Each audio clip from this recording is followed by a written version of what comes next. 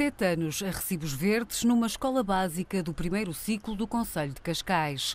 Rafael Nunes, 32 anos e com uma licenciatura em Línguas e Literaturas Modernas em Português e Inglês, desempenhava as funções de coordenador das atividades extracurriculares. Sempre que necessário, substituía os professores de inglês, música ou ginástica. O salário fixo rondava os 650 euros brutos, mas se fossem líquidos não passava dos 400 euros e cumpria pelo menos 2 horas de trabalho na escola. Assim foi desde setembro de 2006, mas em junho deste ano soube que iria ser dispensado. Até há bem pouco tempo nem sequer imaginava poder vir a usufruir de um subsídio de desemprego que estava vedado a qualquer recibo verde. Mas em julho de 2012, o governo de Passos Coelho e Paulo Portas cria uma legislação para que também estes trabalhadores pudessem ter um apoio social no caso de ficarem sem trabalho de forma involuntária. Eu lembro de estar aqui em casa com os meus pais e a minha mãe tem-me chamado: olha, já tens direito a subsídio de desemprego. Disse: pronto, ótimo, finalmente alguém se lembrou. Eu não estava nada esperto, enquanto ao clínico económico estava, pensei, realmente isto é bom. Porque eu sempre achei que, entre tendo 8, 9 anos de descontos como eu tinha, haviam de servir para qualquer coisa. Sem trabalho nem qualquer rendimento, Rafael decidiu requerer o subsídio de desemprego e contava que o pedido fosse aceite, mas acabou por lhe ser negado pela Segurança Social, sem qualquer justificação por carta ou e-mail. Esse indeferimento, de uma forma mais larga, foi-me lido ao telefone e encaixava em 2 coisas. Uma era não ter um contrato de trabalho, ou não haver um contrato que comprovasse, o que eu achei estranho, porque os recibos estão todos lá. E a outra era aquela frase geral chavão de não estar enquadrado no sistema de proteção. Ou seja, no fundo foram 2 coisas de forma tão geral que eu gostava imenso de saber quais é que eram as razões específicas. Neste momento encontro-me sem qualquer tipo de explicação, ou não faço ideia em que ponto é que está o meu processo. Uma autêntica desilusão para quem à partida preenche todos os requisitos exigidos por lei para aceder ao subsídio de desemprego. O decreto-lei que regula a atribuição deste apoio social é bastante restritivo, exige que pelo menos 80% da remuneração anual venha de uma só entidade e que o trabalhador tenha realizado os descontos para a Segurança Social nos 2 últimos anos imediatamente anteriores ao encerramento da atividade.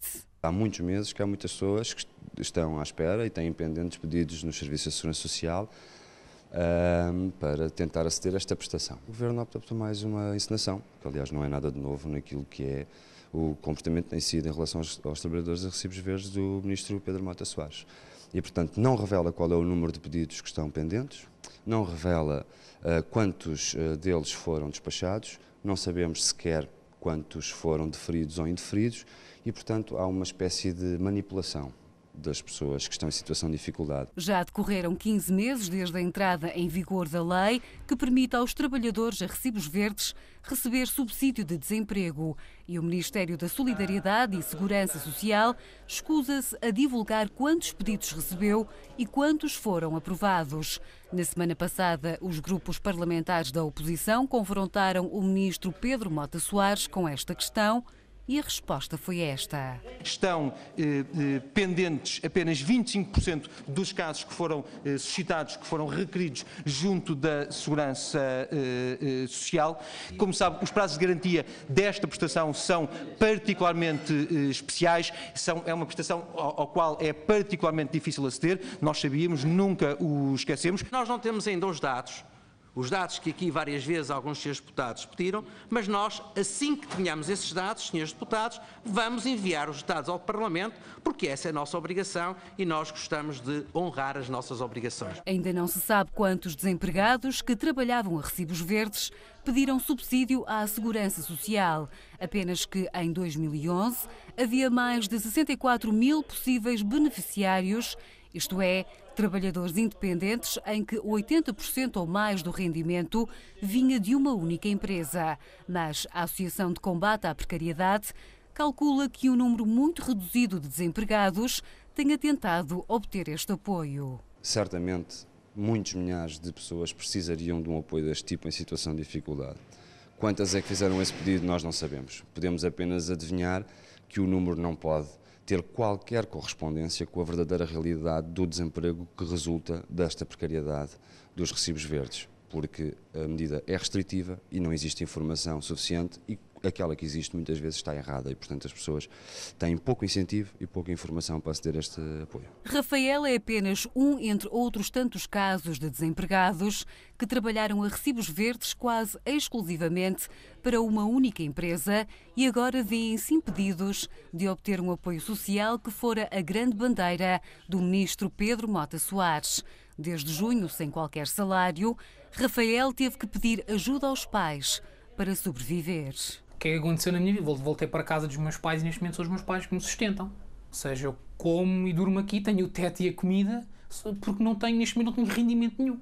Dentro de um mês, Rafael terá uma reunião presencial na Segurança Social de Cascais para tentar saber, afinal, por que lhe foi recusado o direito a um subsídio de desemprego que não deverá ultrapassar os 200 euros por mês. É um sentimento de injustiça, porque eu andei a contribuir e a ajudar os outros e agora, quando peço o mesmo para mim, tenho que andar a gatinhar, a rastejar por causa de trocos, que é o que isto é.